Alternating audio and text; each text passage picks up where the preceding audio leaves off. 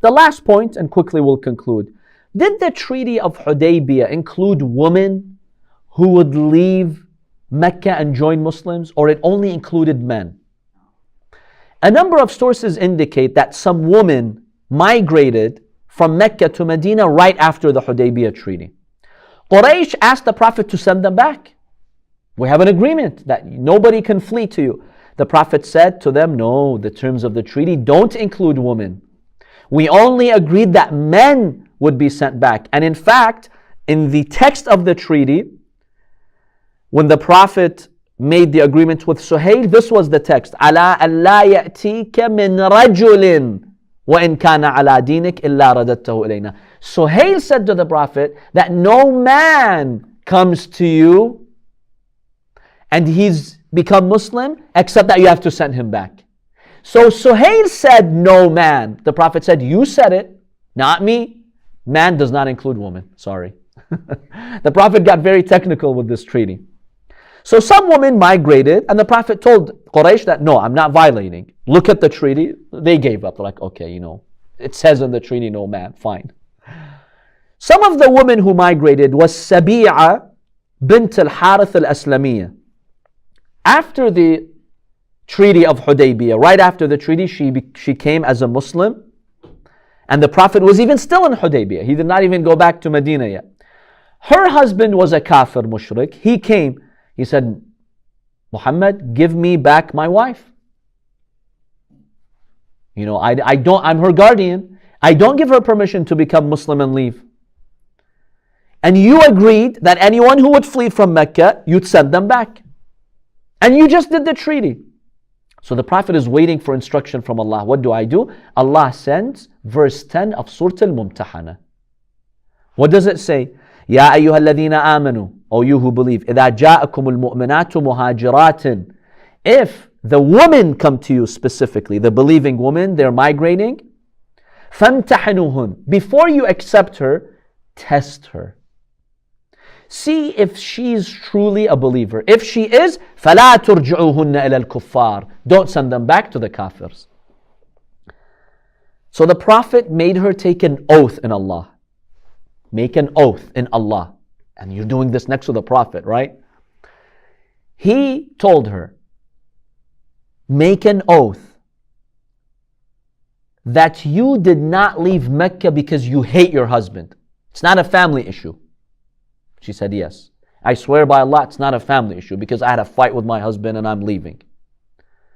Because then it wouldn't be out of true faith. It would be out of a family reason.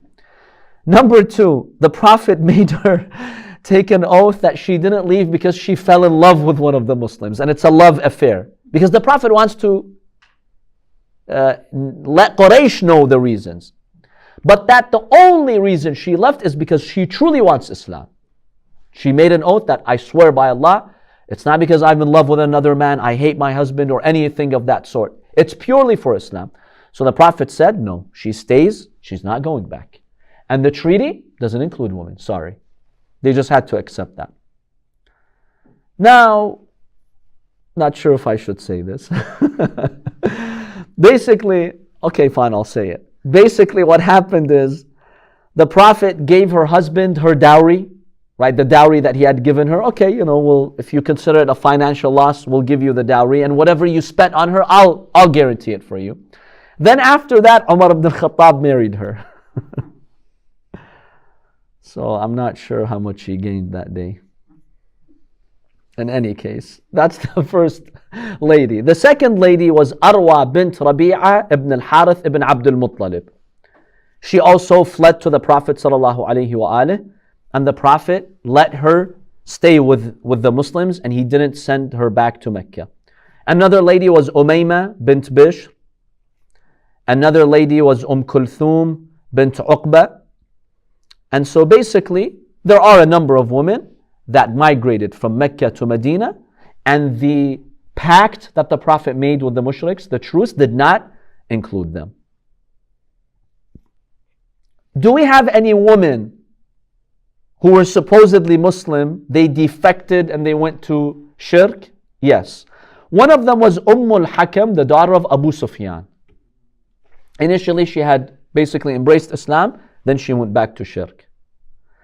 Another lady who defected was the wife of Umar ibn al-Khattab.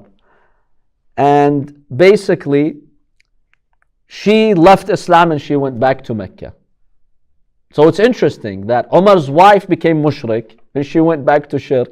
And that lady who came, she married him, right? It's an interesting moment there. She married Omar or Uthman? No, Umar ibn al-Khattab. That lady that I mentioned her name, Sabi'a bint al-Harith, right? Who her husband came and says, give. So she stayed, she married Umar after that. You said Uthman, didn't you? Did I say Uthman? Yeah. No, Umar. Yeah, she married Umar ibn al-Khattab. And interestingly, the wife of Umar, one of the wives of Umar, she became a mushrik and she went back to Mecca. Yeah, so interesting things happened. Any final question? So we have concluded the Treaty of Hudaybiyah and examined many aspects of it. There are a lot more that we didn't cover, but for the sake of the course, we just focus on the most important events. Inshallah, in our next class, we will examine the aftermath of Hudaybiyah, how the Prophet returned to Medina, and why this pact, even though Muslims didn't enter Mecca, why was it a victory for Islam? Inshallah, we'll examine that later. وصلى الله على سيدنا محمد وآله الطيبين الطاهرين.